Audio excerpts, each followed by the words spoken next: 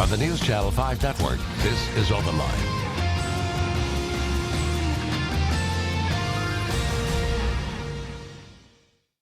Hello, everyone. Welcome to Open Line. I am Ben Hall. Good show tonight. We're going to do something a little different. Everyone is talking about politics, national politics. The convention is, of course, underway. We just had the Republican convention last week, Democratic convention this week.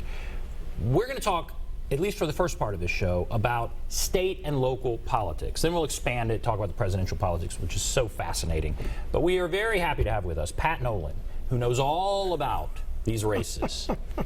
Pat, thank you. There is an election. There's an election in Tennessee next Thursday. Now, that may come as a surprise to some people, but there's a primary election for federal offices, for some school board offices here in Davidson County and in other counties around here, and both state and local representatives in terms of the state legislature, both state senate and state house races. We're seeing some of the ads, on TV. You're seeing the ads. There's some very hotly contested races, some school board races, some congressional races, and I kind of want to go through some of those. Even a Metro Council race. And a Metro Council race, that's right. So it's an opportunity just to learn about these important races, but let's start with the biggest, I guess, the most people, and kind of go down. Congressional races. We're seeing these commercials, Diane Black and Joe Carr. Well, you're seeing a lot of Diane Black commercials on TV. You're not seeing very much TV from Joe Carr. Joe Carr is doing a lot more of his race sort of focusing in on direct mail, online stuff, but he's getting Diane Black's attention. And remember, Joe Carr ran against Lamar Alexander 2 years ago and really gave him a little bit of a scare. Lost by 9 points statewide, but in a lot of the counties that make up the Diane Black congressional district, Joe Carr carried those counties. So if there's some residual left over from that, that may be helpful. Diane Black, I think, first showed perhaps that she had some concern about the race. She did not go to the Republican convention. Now, she's already had a little bit of heat for allegedly attending one of the Stop Trump meetings back some months ago. When she didn't go to the convention, that may have further brought that up again, since that was the Donald Trump convention. Later, she put out an attack ad against Joe Carr. Right. And she's been playing it quite a bit on TV, along with the other ads that she's been running that have been more biographical and positive for her. But the one attacking Joe, almost like it's some kind of fair or carnival, that he runs for the office all the time, he doesn't even live in the district, he can't vote in the districts, and blah, blah, blah, is an indication, perhaps, usually when an opponent spends their money to attack the other candidate, that means something. That usually means that there's at least a concern about where the race is. Now, whether the race is going to be close or not, I haven't seen a lot of really good polling. I did hear some early polling that came from both inside and outside the campaigns. I heard it a couple of weeks ago that Diane Black was kind of stuck a little bit around 40%, and there was a feeling that perhaps Carr had a chance, even though he might still be behind, to close out, get more of the undecided vote, and perhaps have a chance to spring an upset. It would be an upset if he did win. Diane Black is considered to be one of the leading potential candidates for governor in 2 years, because it's a vacant seat, and she's one of several people in the Republican Party that are looking at running. Bob Corker, Senator Corker, may be one of those too, although he hasn't really said. Nobody's really committed to whether they're running in 2 years, with the possible exception of Carl Dean over on the Democratic side, the former mayor of Nashville. He's more or less announced that he's likely to be running. It'd be very hard for her to overcome losing in this race. Yeah, I think all the air would go out of that balloon pretty fast. If she's upset for a seat in Congress, it'd be hard for her to figure out a way to recoup that and run against what's likely to be a pretty good-sized field. The field is always pretty big, especially in this particular case, the Republicans being so dominant. They'll have quite a few people interested anytime the governor's seat's open. And then break down for me, what is the primary issue? So you have Joe Carr is very conservative. Diane Black, by all appearances, is very conservative. What is the primary issue here? Well, they're both running for who is the best conservative to be up there. And Diane Black is running on what she thinks is her record up there in terms of what she's done. She talked a lot about a bill that she sponsored that would cut back on any further immigrants or refugees coming here from Syria. Joe Carr has attacked her for being part of the GOP Washington establishment up there. Remember, some of the leadership in Congress on the Republican side is not real popular among some of the Republican base, and he's been working on that. It's a little bit like what you'll see over in the Scott Desjarlais race. The person running against Scott Desjarlais, who's the incumbent in that race, is running to the right of him, attacking Desjarlais for some of his votes up there that are not conservative enough in their opinion. That's an interesting tack, because most people might not think there is a right to where Desjardins is. They think he's pretty conservative. They think Diane Black's pretty conservative. But that's sort of where Joe Carr is going. There's also been a sub-fight in this about Diane Black claims that she got her gun permit. Some guns gets into it. She got her gun permit right after she was attacked and assaulted 14 years ago. Joe Carr says, well, no, she really didn't get it until much later, and sort of raising some questions about the story that she tells. There's been back and forth. They're still going back and forth about it. But again, Joe Carr's not responding on TV. He hasn't had that kind of money. He's been doing much more of a poor man's race in that regard in terms of competing against what Diane Black has done. She spent several $100,000 in TV. She has. And Joe Carr certainly has name recognition from when he ran for Senate.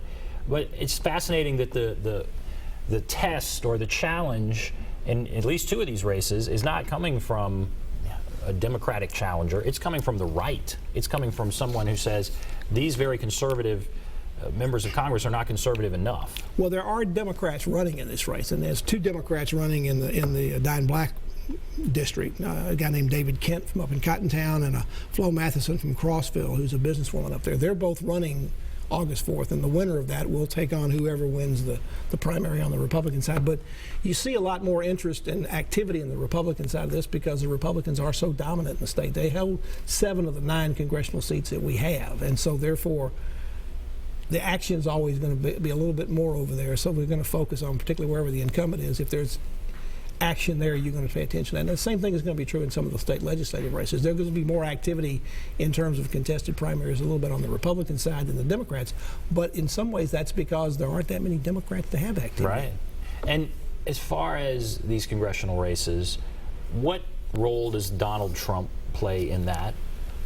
Well, if any? There is nobody that I can tell in any of these hotly contested congressional races that says they're part of the Stop Trump movement. They're all more or less supportive of Trump. I don't see anybody out there who's speaking out again. Now, we talked about what was going on with Diane Black. There has been some stuff out of the Carr campaign with some video of her supposedly attending one of the Stop Trump movements that was held back in the spring, a meeting about that. But other than that, there's not been any.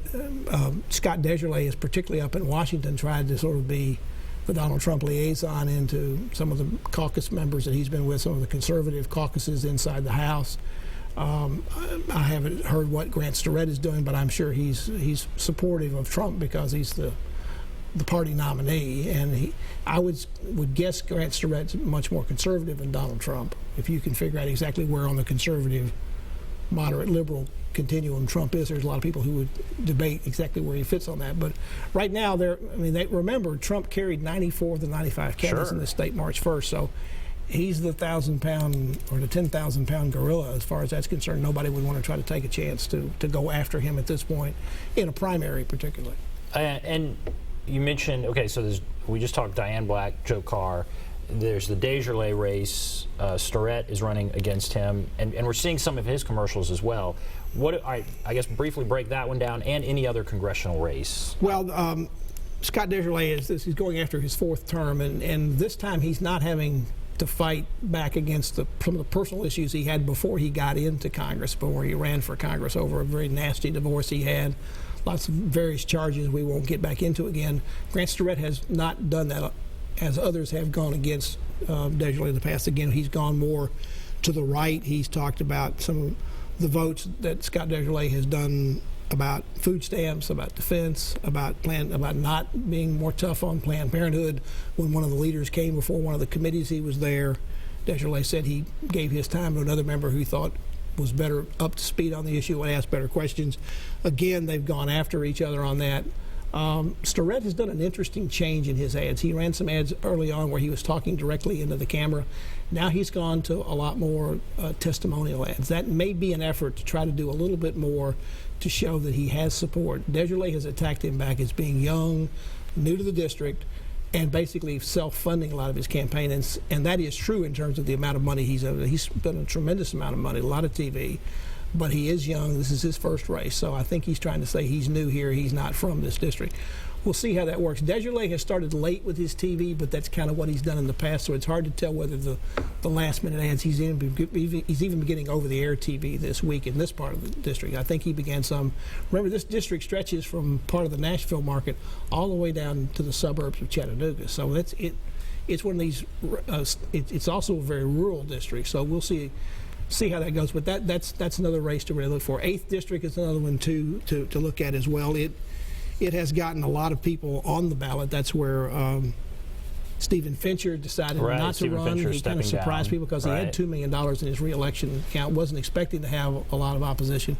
But again, when a seat comes vacant, we have 22 candidates running for that seat. We have 13 Republicans, 4 Democrats running, and 5 independents who will be on the ballot in November. And that's a conservative area. It is as well. It's more to the west of here. It includes Jackson and areas going up towards the northeast part, or northwest part of the state. So it goes up close to around the Clarksville area. So that Republican primary there is very important. Well, it is, and right now it appears the leading candidates on that. It's a little bit outside of our viewing area, but I think George Flynn, who's run before, he's a radio station owner, very successful doctor and businessman. He's run a lot of TV.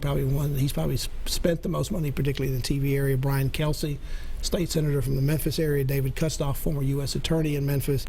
Mark Luttrell, who's the Shelby County mayor. Tom Leatherwood, another official from down in Shelby County, and a guy named Brad Greer. Now, we've only named about 6 people. I think. Again, there's 13.